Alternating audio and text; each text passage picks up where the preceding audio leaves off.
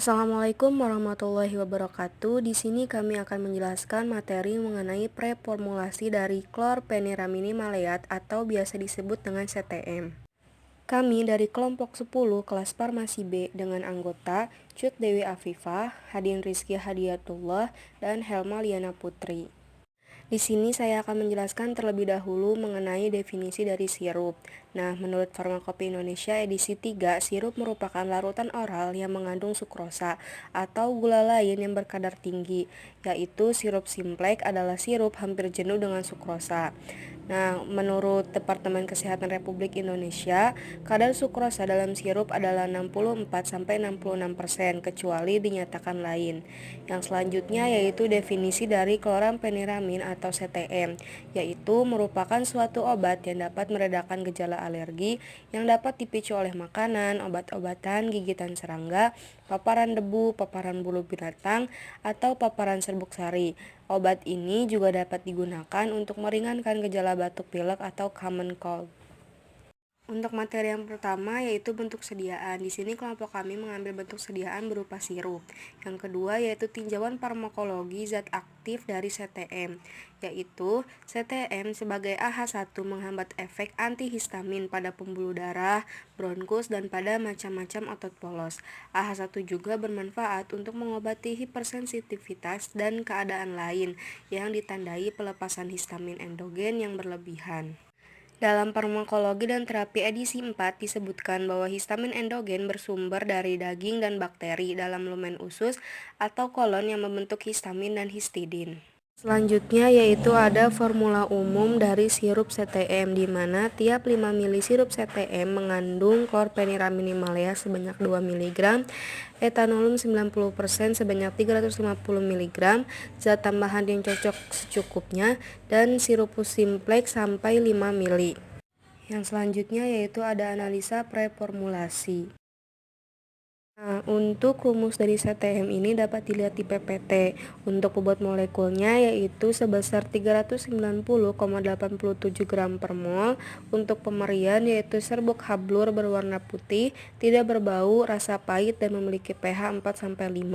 Untuk titik leburnya yaitu antara 130 sampai 135 derajat Celcius. Selanjutnya yaitu untuk larutan CTM, di mana CTM ini mudah larut dalam 4 bagian air, larut dalam 10 bagian etanol atau 95%, dan larut dalam 10 bagian kloroform. Sedangkan CTM ini sukar larut dalam eter dan benzena. Untuk stabilitas dari CTM ini dapat mengalami peruraian pada suasana asam. Untuk penyimpanan yaitu pada wadah tertutup rapat, tidak tembus cahaya. Untuk penandaan dari CTM ini yaitu di mana CTM termasuk ke dalam obat bebas terbatas dengan logo biru yang dilingkari oleh lingkaran hitam. Untuk khasiatnya yaitu sebagai antihistamin dan sedatif. Yang selanjutnya yaitu ada pendekatan formulasi. Nah, dari pendekatan formulasi, poin yang pertama yaitu alasan kenapa kelompok kami mengambil sediaan sirup. Karena CTM mudah larut dalam air dan sirup biasanya sangat disukai oleh anak-anak.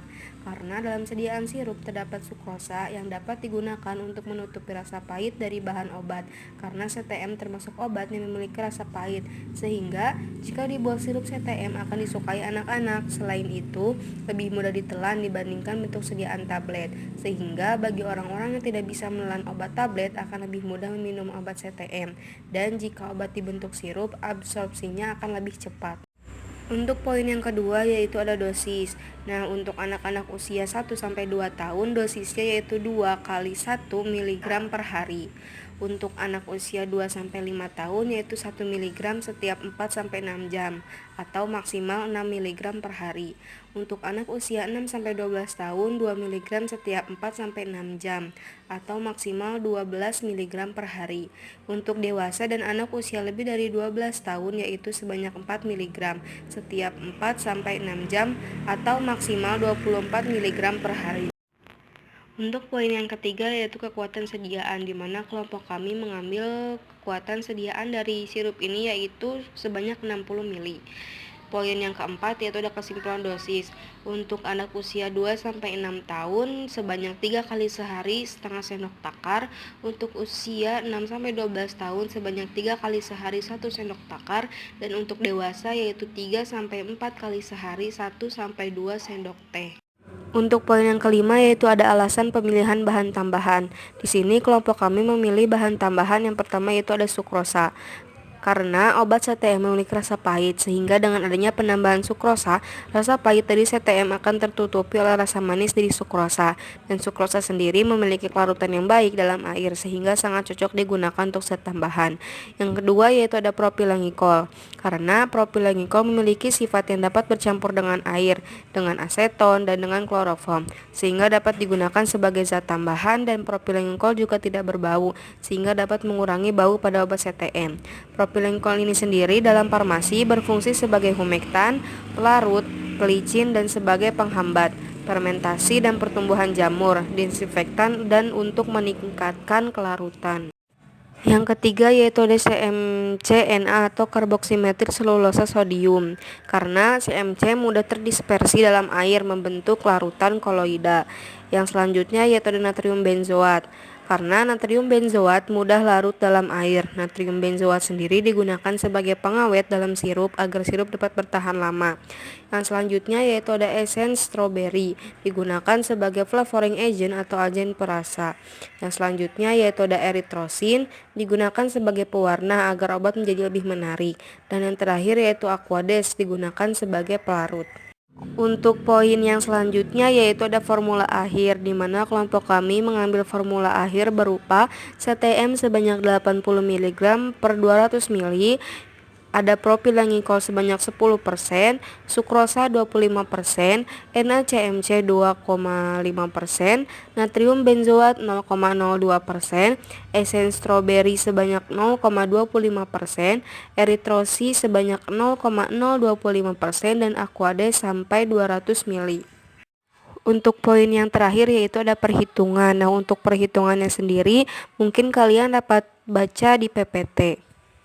Mungkin hanya itu materi yang dapat kelompok kami sampaikan. Mohon maaf jika banyak kekurangan. Wassalamualaikum warahmatullahi wabarakatuh.